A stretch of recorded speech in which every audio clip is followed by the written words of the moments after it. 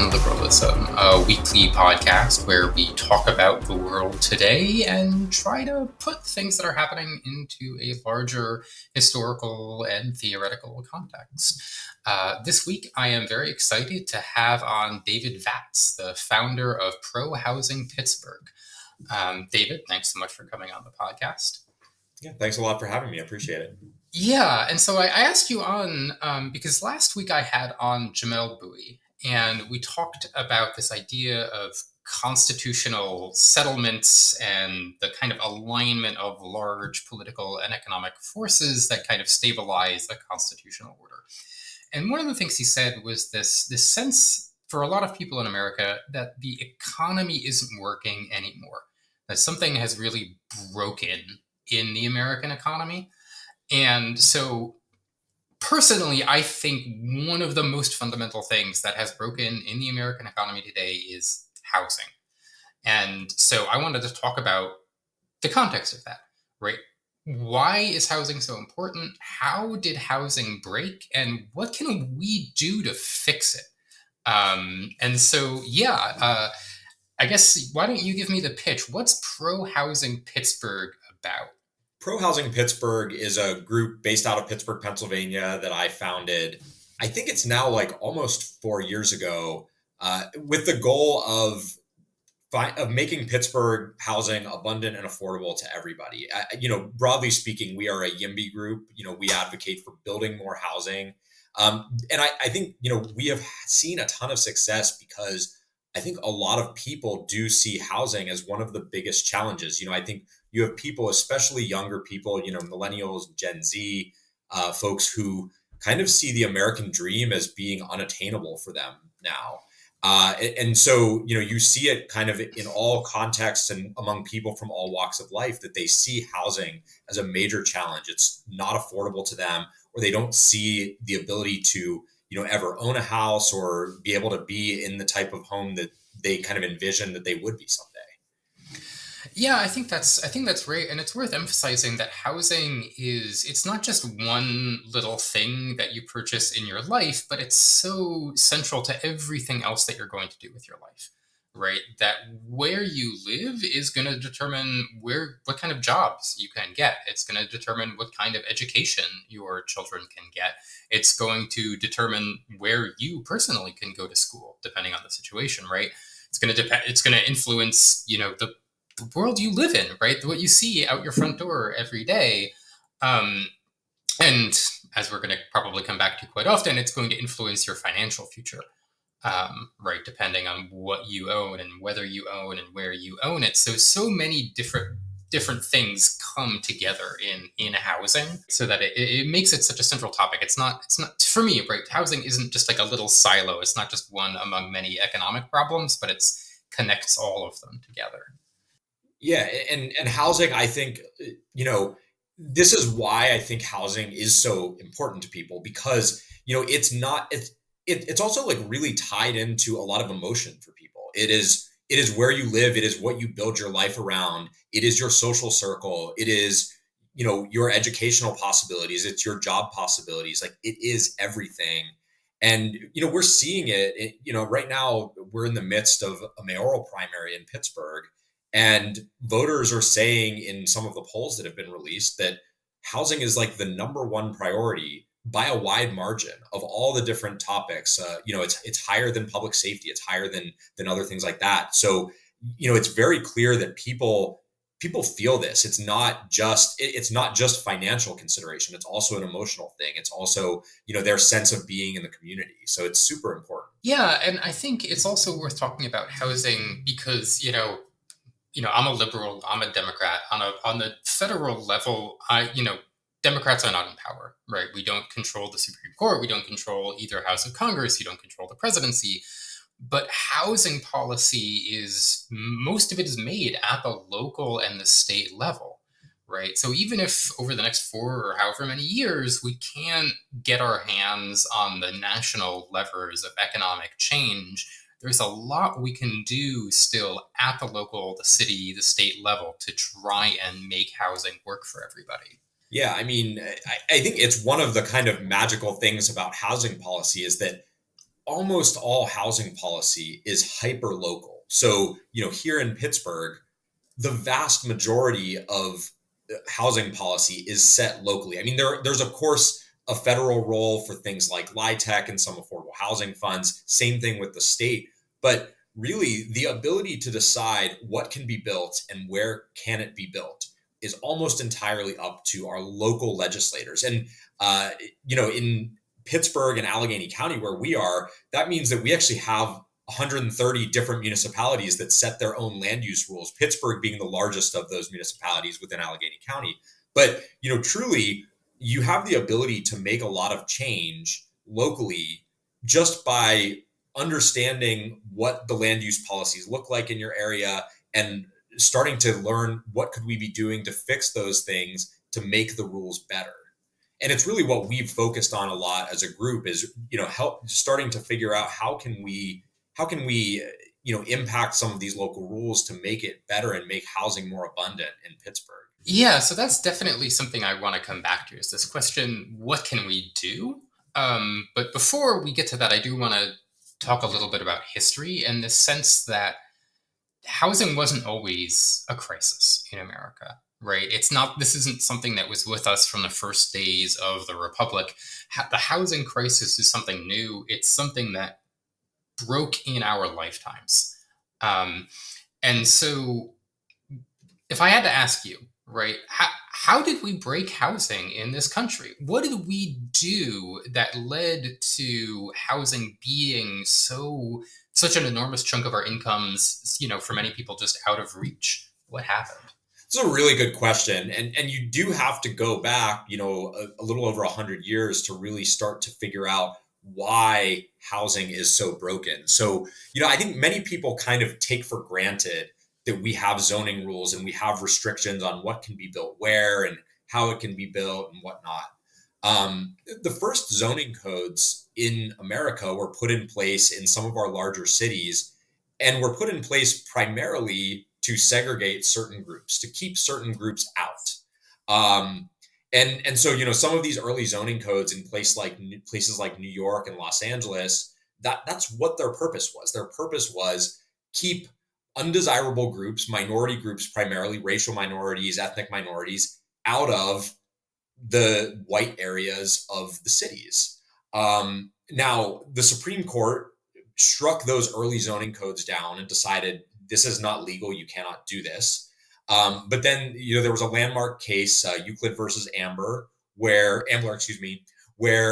they found that what we now know as zoning, Euclidean zoning, which says we can segregate by use and by type, that is legal. And so what you see in a lot of cities, and you see it in Pittsburgh, you see it elsewhere, is you see certain areas that are single family zoning only. And what does that mean? And how is that a form of segregation? The answer is single family homes are the most expensive types of homes. You hear people talk about, luxury housing and luxury apartments. The real luxury housing is detached single family homes. They're the most expensive. They're on the most land. They're always going to be the most expensive typology in a given area. And so this form of zoning called Euclidean zoning, where you could say, okay, in this area, you can only build single family homes. This was a way of creating that segregation, but doing it in a way that the Supreme Court found to be legal.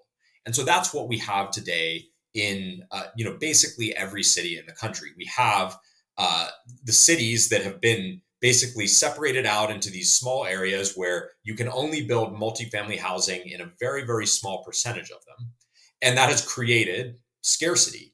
When you only allow single family homes to be built everywhere, you're going to limit the amount of homes that can be built. And by doing so, you create scarcity in homes, you create prices that go up. Pittsburgh's zoning code, I'm trying to remember the exact dates, but sometime in the 20s was the first zoning code, and it's been updated along the way. But right now in Pittsburgh, you can only build multifamily housing in 24% of the city. So we're severely limiting the ability to build this less expensive housing type. Yeah, so I think that's a really interesting point, and I want to go back to what you're talking about, the origins of zoning as a way of dodging essentially like doing racial discrimination without saying you're doing racial discrimination. And not all zoning is necessarily like that, but like a lot of it is, because what we're talking about here is you're trying to produce a social outcome, right? In this case, it's racial segregation, but you do that through all this technical stuff, by controlling land use, by controlling what kind of buildings can be built, by controlling the process that allows you to build different kinds of buildings, right? And so, for one example that I like is the way fire codes have been developed. Now, everybody says, "Oh, fire codes, that's obviously about safety." And in many ways, they are. But there's also reasons that, I mean, again, you can find the people who originated our fire codes just saying this, that we're going to regulate fire safety for larger buildings very intensively and not really at all for single family. And inherently, that's going to make multifamily more expensive. And the result is you're going to get less multifamily. And the people who made these codes, they wanted that, right? They thought apartments were for poor people, and therefore we're going to regulate them out of existence, and we're only going to have these nice single family neighborhoods. And I think you're absolutely right about that. It's funny when you start looking into like why do codes say this or say that. The answer is oftentimes, well, one person said this should be the code, and that's what we went with, and we stuck with it. Like there's a lot of discussion happening right now about single stair reform. And so, for folks who are listening that don't know, most of the times these days, apartment buildings require two stairwells for egress in the case of a fire. Of course, throughout the world, there are tons of apartment buildings with only a single stairwell, and they're perfectly safe. There's not really any evidence that single stair buildings, particularly with modern fire codes with sprinklers and things like that, there's no evidence that they are less safe. However, at some point back in history, someone put in you must have two stairwells, and that became the gospel. And of course, when you do that, you're creating a system where a single family home doesn't require two stairwells, and therefore now it's simpler and less expensive to build that than it is to build large apartment buildings, which are inherently just going to be a less expensive option. So we're kind of forcing the prices up. Now, I don't think anybody would argue against basic safety regulations. Obviously, we need those sorts of things, but it's when you have these regulations that are potentially produced with an ulterior motive. The ulterior motive, and I think people don't think about it this way. And I think it's not to say that there's not good that can come out of these things, but a lot of times these are created as kind of a backdoor to segregate, or as a backdoor to make it less appealing to build apartments because of what you said, that I think apartments are thought of as, this is where the poor people live. We don't want that in our neighborhood. Therefore, let's make it really hard to build it. Yeah, no, I think that's exactly right. And I want to talk a little bit more about history, right? Because we get the first zoning codes, like you say, start springing up in the 1920s, but we don't immediately proceed to what we have today, totally unaffordable housing.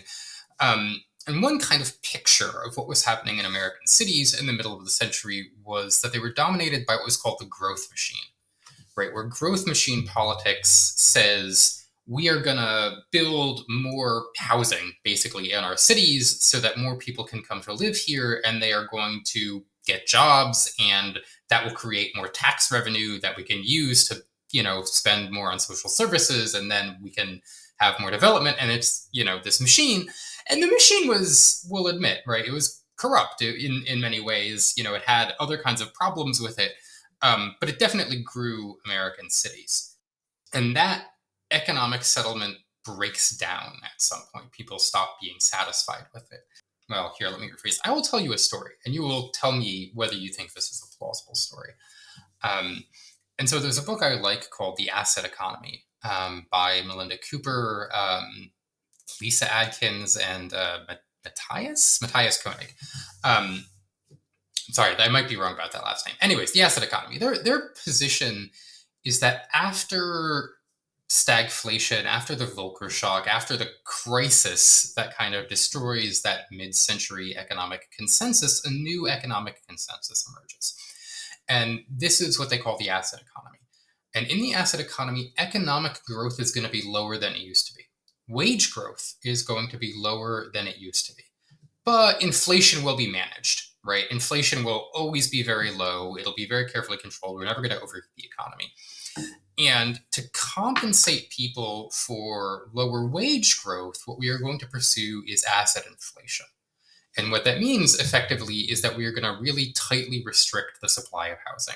We had zoning already, we're going to crank zoning way up. We are going to make it much, much harder than it used to be to build housing in a wide variety of methods. And then other kinds of macroeconomic changes are going to pump a lot of money into the housing market. Some of this has to do with international exchange and the way that demand for safe American debt pumped a lot of money into housing debt. And if you're a homeowner, it's like, well, on the one hand, my wages aren't growing as fast, but man, my home equity is doing great, right? Do you think that that's an okay picture of, say, the 90s? Yeah, for sure. I mean, I think that we've seen it all across the country, right? Like we've seen home values go up and up and up where wages stagnate, but people feel okay about it because they say, oh boy, like, my house is worth $200,000 more than it was when I bought it. I've thought about that many times though. And it does strike me as one of those things that if your home value goes up, what do you really have? Has that really benefited you? Because you need somewhere to live. So if you were to say, oh, my house has gone up by $200,000, I'm going to now move to a better house. No, you can't do that because that house went up too.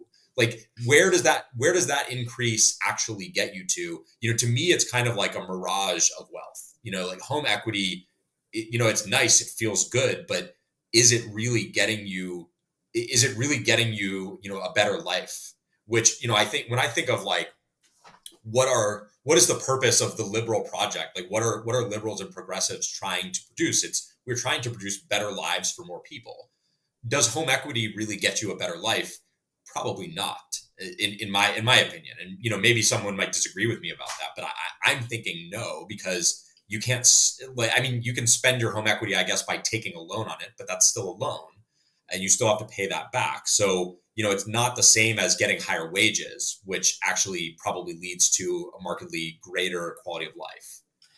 I think that's exactly right. Because fundamentally, people who own a home, they like it when their home equity grows up. But on a macroeconomic level, just because we've made housing scarce, that doesn't mean we have more stuff, right, in the world, right? It's just kind of moving around who's got which slice of the pie, right? It's not actually making the pie any bigger. Right. And I've had this conversation with people because a lot of times you see, I think you've seen this messaging a lot from Democrats over the last few years about like, we need to get more people into home ownership so that they can build generational wealth. And I've thought about that and I've said, okay, I think having more people as homeowners, that's a great goal. However, this idea of generational wealth, like that is coming from someone else, essentially. Like if home ownership, if homes themselves are an appreciating asset that lead to generational wealth,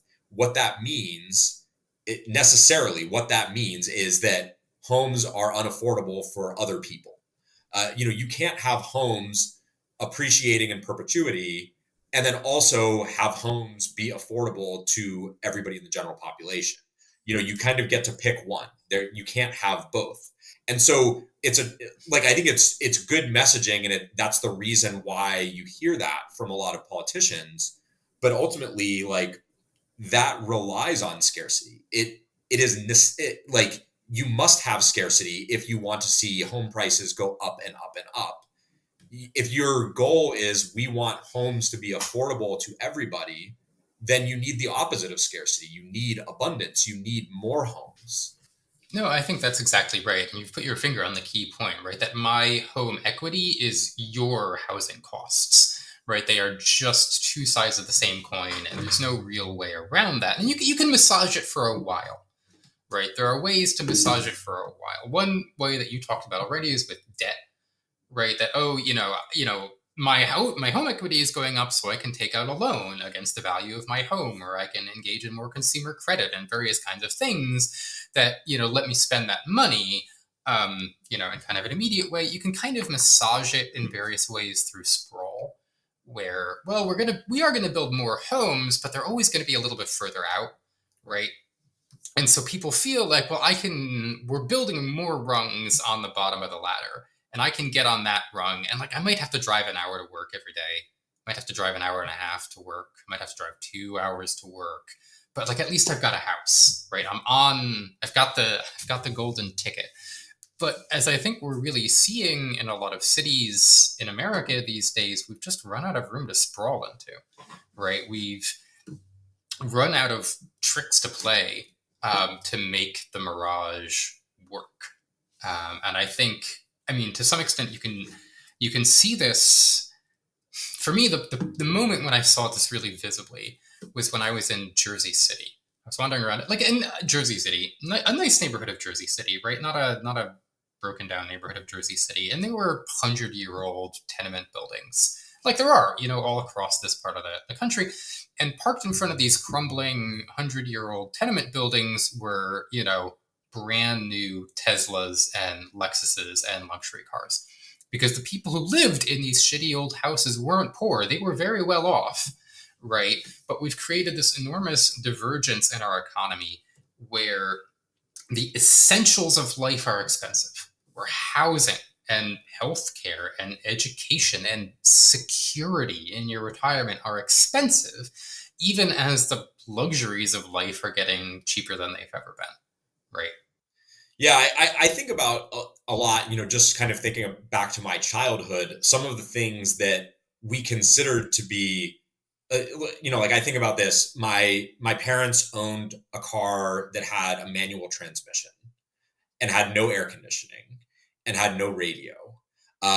We didn't have granite countertops. We had like, I forget, I don't remember what it's called, but like the non-granite countertops.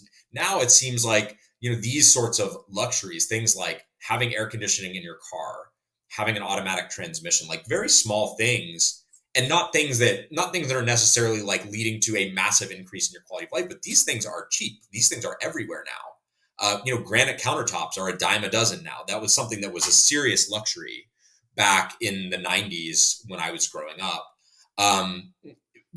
But yet we've underbuilt so much in terms of housing that now, like you mentioned, an apartment in one of these old tenement buildings might be over $1 million, might be over $2 million.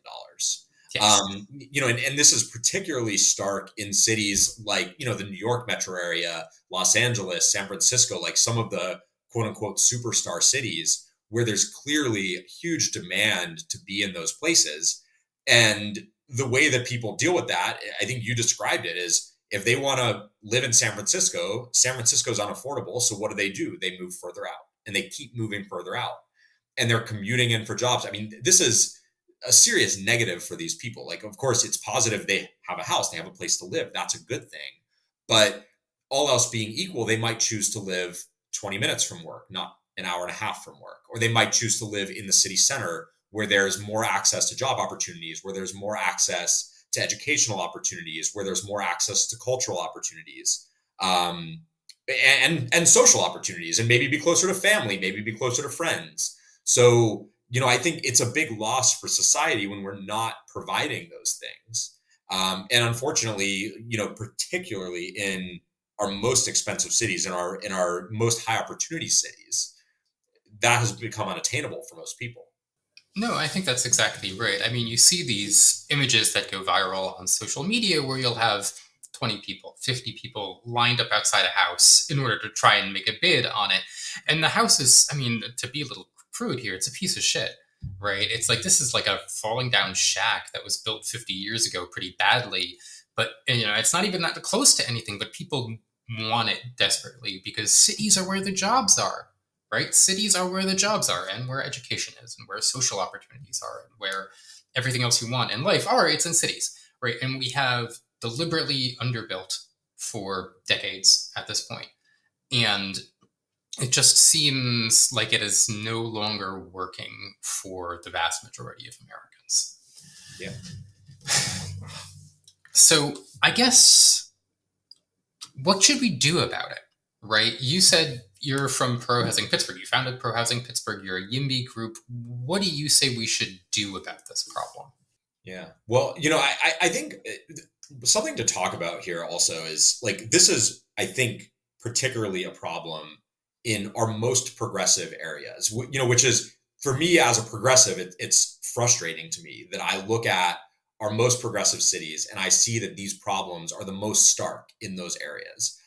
You look at San Francisco. San Francisco is a great example. San Francisco and Los Angeles really are great examples of the housing crisis and why it's become so bad. These are places that are some of the most progressive places in our country.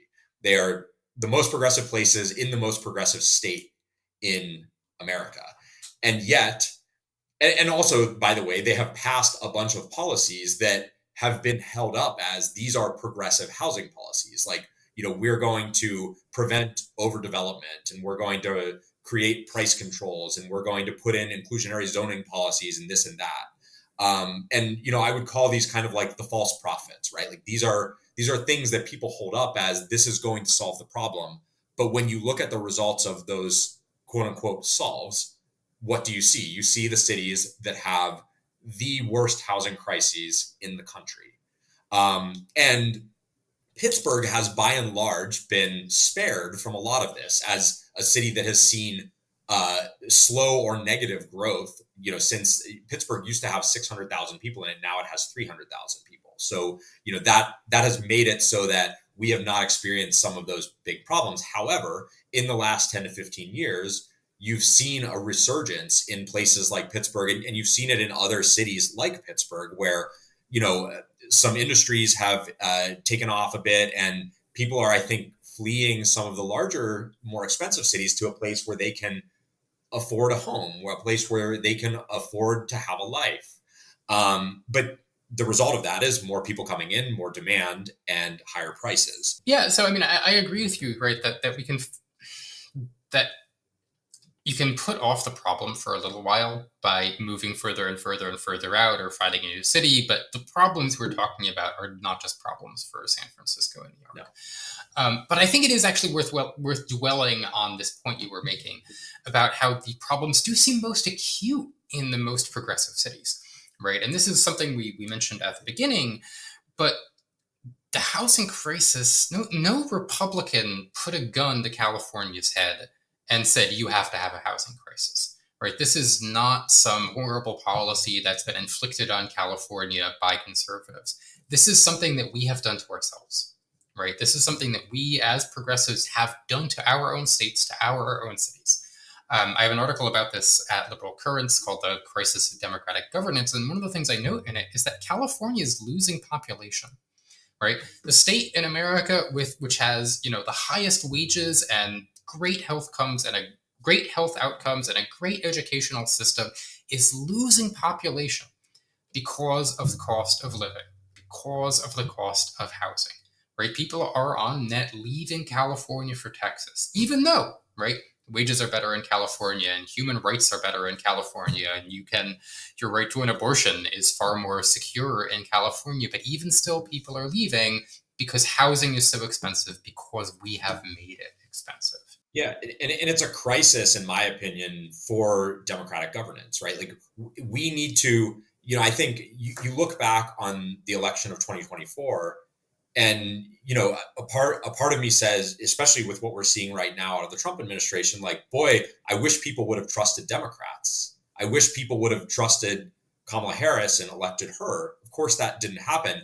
But you look at it and you say, what reason have Democrats given to trust them on these things? Because when you look at the places that are run by Democrats, you look at California, you look at San Francisco, you look at, our superstar cities that produce a huge percentage of the GDP for our country, that are hugely important to the success of the whole country. But you look at the governance of those places and you say, why can no one afford housing there? Why are there people littering the streets there? Why are there huge human rights crises there, in terms of drug use and things like that? Like, and I think when you look at those things, you can kind of understand how a person who's maybe not as deeply involved in politics might say, yeah, I'm not sure that I don't want that sort of governance across the entire country.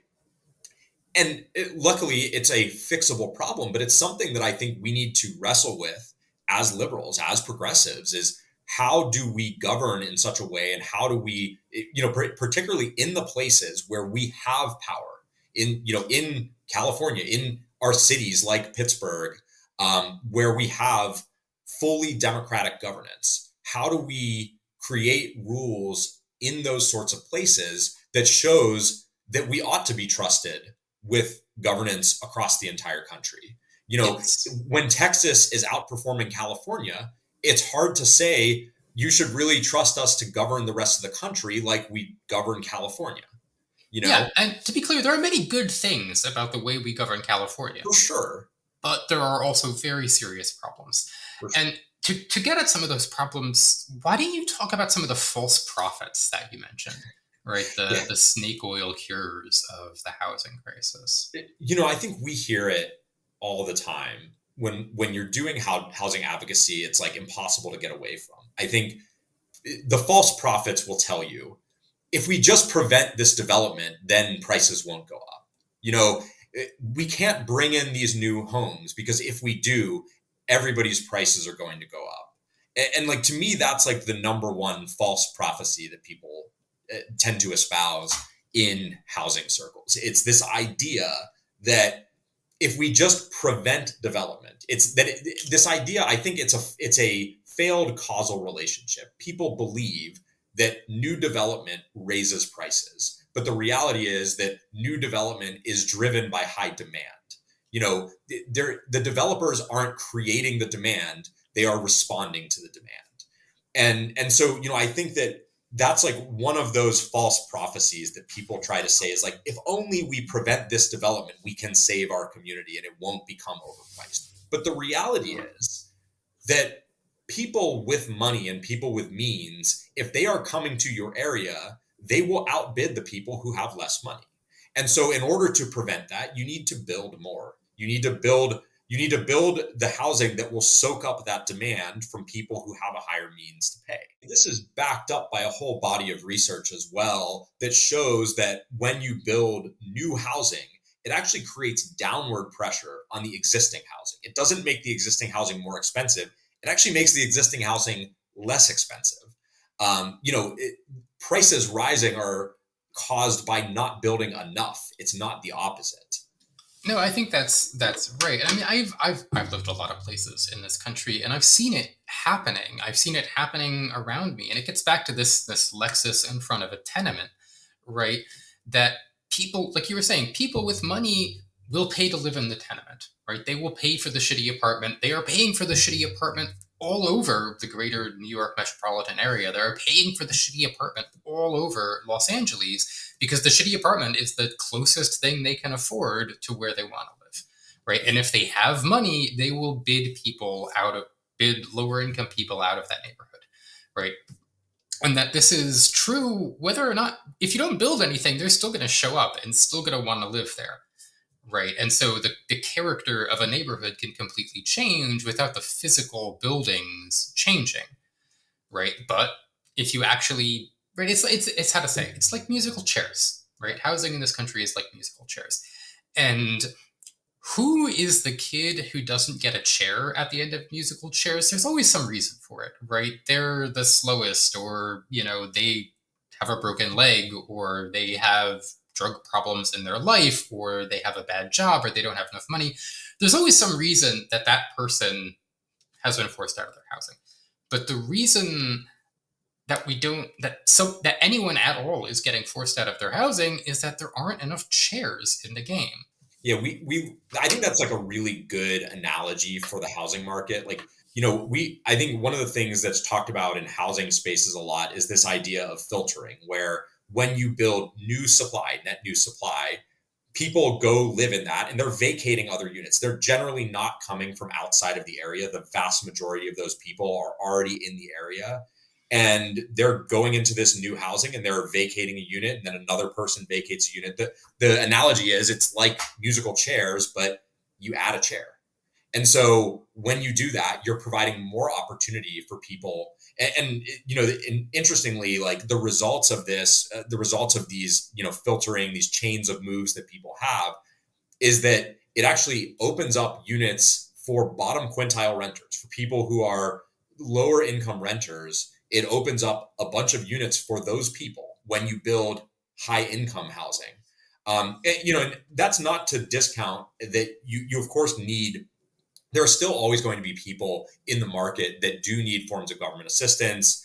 There's a need for LIHTC projects. There's a need for, Section 8 housing vouchers and things like that. But it still behooves us to make sure that we are building enough to make it so that those programs are not needed by even more people. The more expensive housing is, the more people are going to need those forms of government assistance. Ideally, we want to use those funds in the most wise way possible and make it so that they are helping the people with the greatest need. If you don't build housing, you just have more people that have great need at that point. No, I think that's right, and you can kind of see this as a situation where, I mean, if you have an artificially restricted supply of something like housing, and you say, oh, some people aren't getting enough of the thing, they're not getting enough housing, so we're going to give more money to them. Right, we're going to have funding for low-income people, or we're going to have funding for first-time home buyers, or we're going to build more housing for the homeless. But you just keep choking off the actual supply. All you do is raise the price without actually getting more people into homes. Right, and this isn't an argument against income support for poor people, for people who need housing. Right, income support is great if it is combined with the ability to build new housing. Sure. If you have a bunch of, programs like down payment assistance and things like that, but you don't build housing, those programs won't go as far, essentially. Like, this is the issue. You can subsidize and subsidize and subsidize, but if everybody's still fighting over the same four chairs in our game of musical chairs, ultimately the price of those chairs just go up. You need to add chairs, or else you're essentially taking taxpayer money, you're taking government subsidies, and they're just not going to go as far. And eventually they will get eaten up by an increase in prices. Programs like down payment assistance, they're great, but they are still a demand subsidy. They are going to cause the prices to rise by some amount unless you're building enough that it causes prices to not go up. And also, if you're building enough, you might have fewer people who need those sorts of subsidies. And so, building is really kind of a virtuous cycle where you make it so that the limited government funds that we do have for affordability go further, and people have more choices, which is a good thing. No, I think that's right, and you can kind of see this connecting to the political economy I was talking about earlier, the asset economy, where what do the false prophets of housing do? Well, they restrict supply and they juice demand, right? And that fits very neatly into the asset economy, which is built on an artificial scarcity of housing and then various kinds of policies that pump money into the housing market while keeping supply restricted, which effectively puts more money into the pockets of people who happen to own land. Right. So there's a reason that these kinds of policies have been popular. They're the reason that they're everywhere. It's because they are inherent to this kind of political economy. Yeah, and I think one of the things that you see a lot in housing discourse is, uh, generally speaking, the people who are showing up to argue against building new housing tend to be long tenured homeowners. I mean, that tends to be a large group of people. And that's not to say that their opinions shouldn't be taken into account, but it is to say that they do have a vested interest in preventing housing supply. If they prevent housing supply, it creates that scarcity. And I don't think people actively think about this when they are arguing against housing. Like, I think we talked about this before, like housing is a very emotional thing. It's not just a financial transaction for people. Your place where you live matters a lot to you. And I think people are generally speaking just, they like where they are and they don't want it to change. And I don't think people are going into, a public hearing saying, we can't build this new housing because it's going to make the growth rate of my home go from 3% to 2%. I don't really think that that's what people think about, but their financial incentives are aligned there. When they're arguing against housing, it will likely increase the value of their home by preventing additional supply from going in. Yeah, I mean, I think it's worth noting that in these cases, the financial incentive and the emotional incentive kind of go hand in hand, right? That it's an asset economy that's kind of working for them. Although there are some questions about that we've talked a little bit about, like the mirage of home wealth. But it feels like wealth to them, and it feels like safety and security, and they don't want change, and they want things to stay the way they are, and right, because they're emotionally invested in that and on a certain level. But this has all been pretty big picture theoretical about housing, and I kind of want to bring it back down to earth, which is to say back down to Pittsburgh.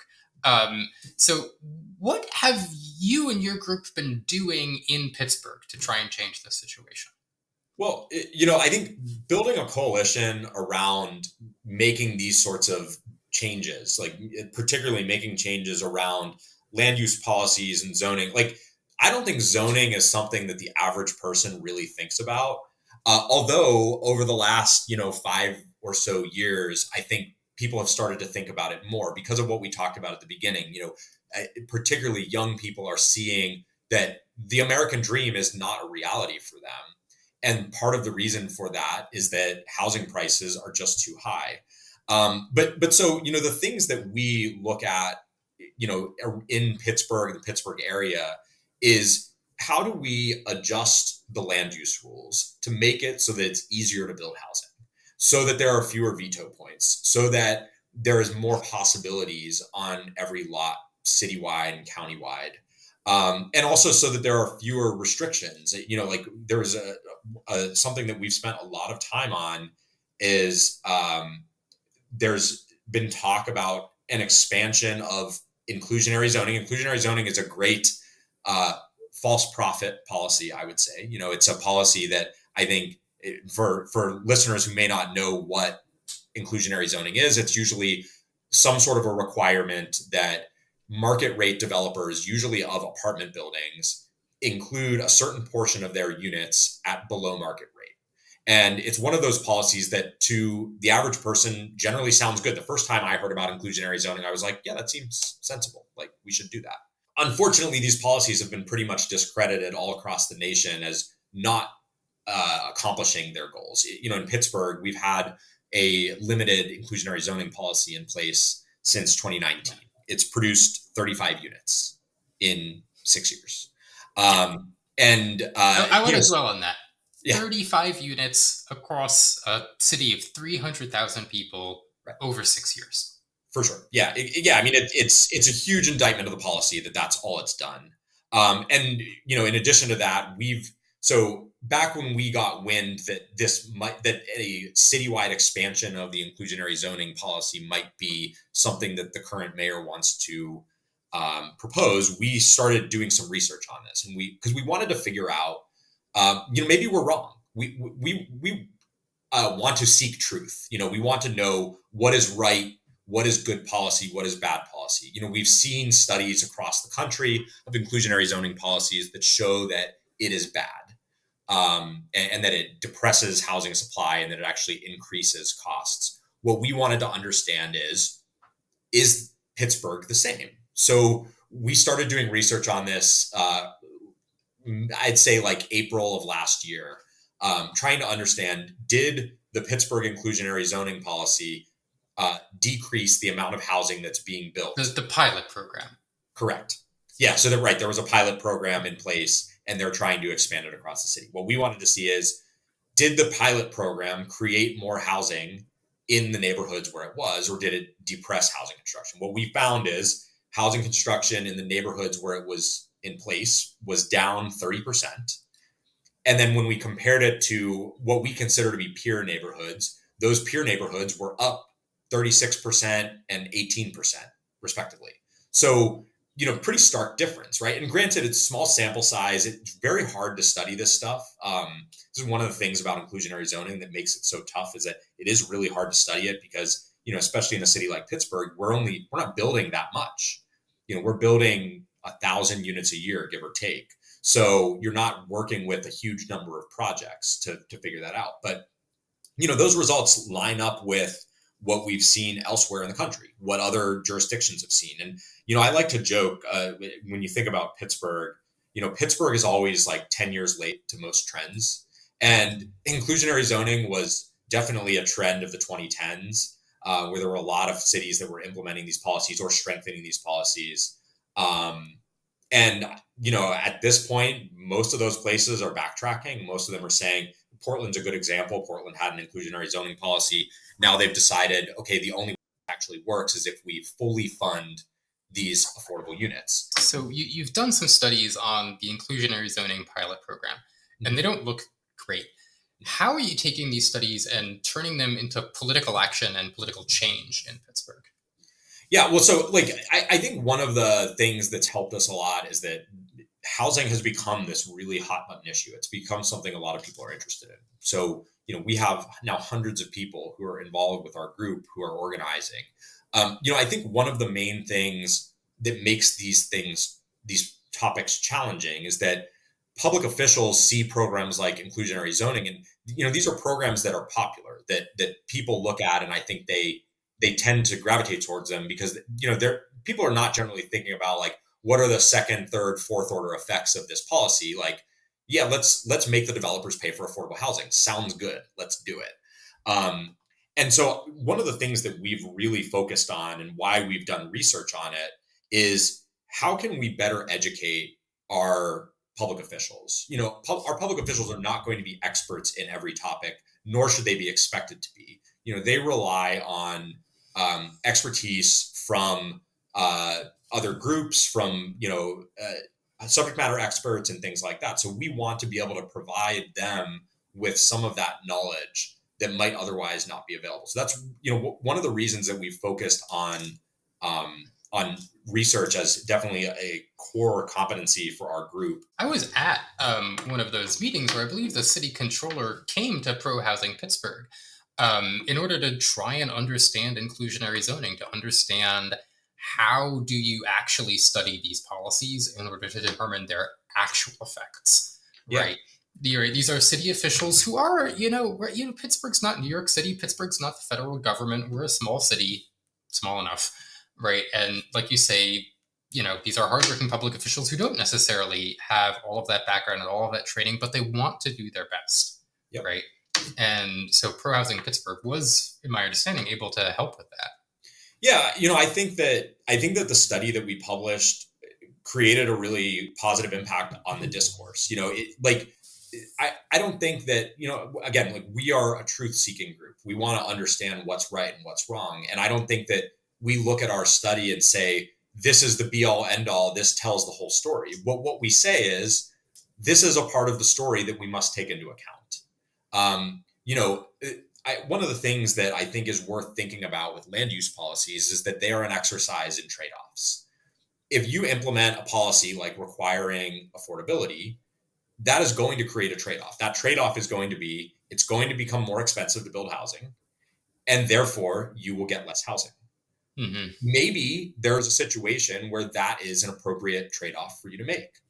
I don't think that that's the case in Pittsburgh. We certainly don't think that's the case in Pittsburgh, but I think it's more about like, how do you create the information that helps you make that decision?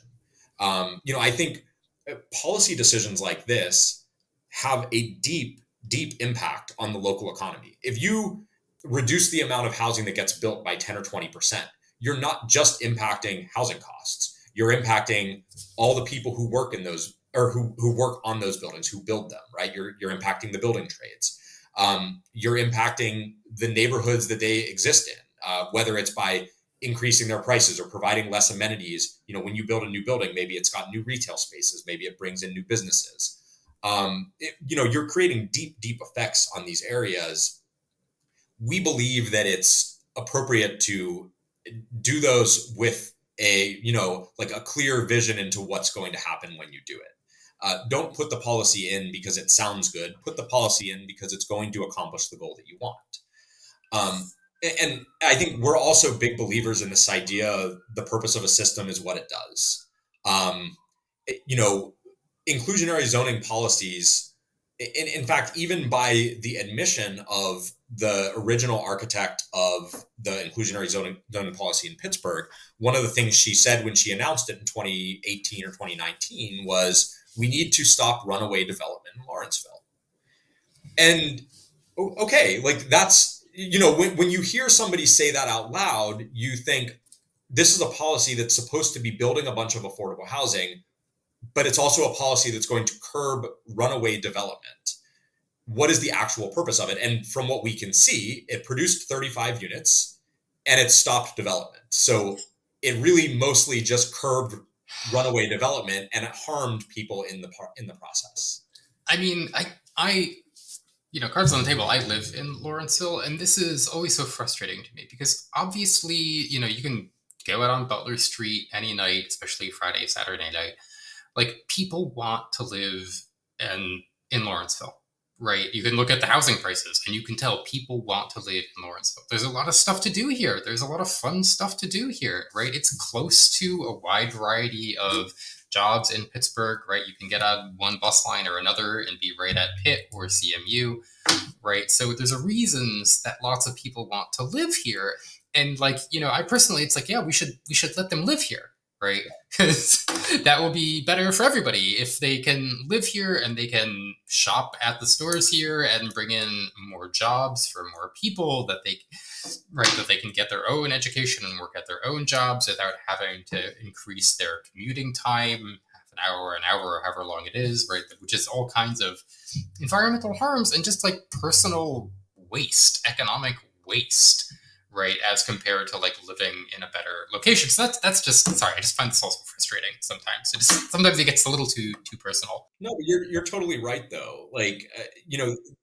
The prices of living in a neighborhood like Lawrenceville tell you a story. They tell you a lot of people want to live there. When people are buying up 1920s row homes for $150,000 and then you see them on the market 6 months later for $700,000 or $800,000, that tells you something. That tells you there is this massive amount of unmet demand for people to live in this area. And the solution is not don't build, right? If you don't build anything, that just means that the lower cost housing that currently exists there will be bought up and will be converted into high cost housing. The solution is build the new high cost housing to soak up that demand and ensure that people don't get displaced in the process. I think that I know we've gone back to this concept of false profits, but there's this idea that if you prevent the new apartment from going in, that you're going to reduce the amount of displacement. That is not what the research on this shows, and that's not what intuition would tell you. If you don't build the large apartment building, all the people who are going to live in that large apartment building, who still probably want to live in the area, a subset of those people will just outbid lower income people for housing that already exists. That's what happens. That's why you're seeing people being displaced. And, you're not just seeing this in Pittsburgh. Again, this is happening across the entire country. So, the solutions that we are trying to work on with our public officials and, in terms of setting better policy is let's make it easier to build that new housing. Let's create protections for people so that they're not going to get displaced from their homes, but let's make it so that this new housing can get built so that they don't get displaced, right? That's the solution. The solution is build a lot of housing. Yeah. So I agree with that, certainly. And I guess my last question for you is, as an organizer, as an activist, as somebody who's trying to create political change, what would be your biggest piece of advice for listeners of neon liberalism if they want to try and make change in their own city and try and get housing working better in their city? I think one of the best lessons that I learned with this entire process is just go do the damn thing. Like I think sometimes just getting started is the hardest part. This group that now has several hundred people involved, and we have meetings with public officials, and we've produced research, and we've clearly impacted the public discourse on this topic. It started because I heard people complaining about building new housing, and I was like, hey, my three other friends, like, let's go speak at this public meeting and let's say that we're in favor of this. There's going to be this meeting where 20 people are going to speak against it. Let's be the voice in favor of it. And that was it. Like, that was truly the beginning of it. It was a text message thread with me and a few friends, and we went and we spoke. And following that, we heard from some of the leaders who were at that, and they said, oh, thanks for doing that. Like, we never hear people say we want new housing. We always hear people saying, it's going to impact traffic, it's going to impact parking, it's going to block my view, this and that and the other thing. And from there, it was mostly just a continued slow build, right? Like, it was, some people heard, at that point, we didn't have the name of our group. We were just people speaking in favor of a project. The next time we did it, we had the name for the group, and people said, oh, what's Pro-Housing Pittsburgh? How can I get involved? And, we graduated from a text message thread to a WhatsApp group.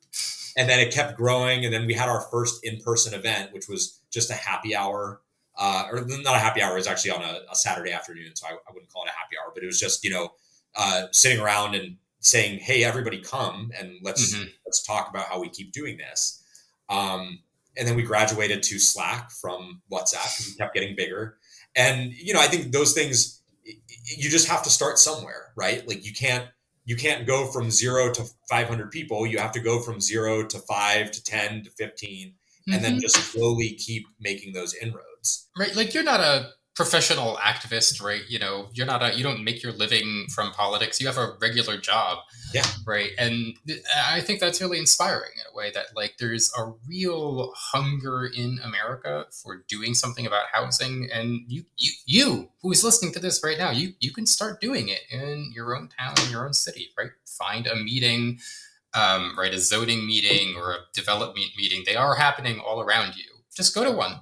Go to one and talk about housing. Right. And make a difference. I think one of the things I think also that becomes powerful is go to one and then go to the next one and then go to the next one. And eventually what you'll find is, whether it's your city councilors or your commissioners, whoever it is that you're speaking to, they'll start to notice it. And they'll start to notice, like, hey, here's this normal, thoughtful person who's saying, hey, I want this common sense thing to be fixed. And they'll want to work with you on that. I think that a lot of times public officials hear a lot of, like, ranting and raving from people who are upset about things. What we strive to be like, hey, we're regular people who just want to see some change. And we're going to talk to you about it regularly. And we're going to spend the time and put in the effort to build the relationship over time. We're not going to come scream at you in your office. What we're going to do is we're going to just, be present all the time. And we're going to continue to talk about these issues and continue to talk about why they impact us. Gonna have some charts and some graphs and some white papers, right? Some evidence and some explanations. Well, and again, like, we're providing something that is of value to the local leaders. We're providing information about topics that they might not understand that well. We're providing,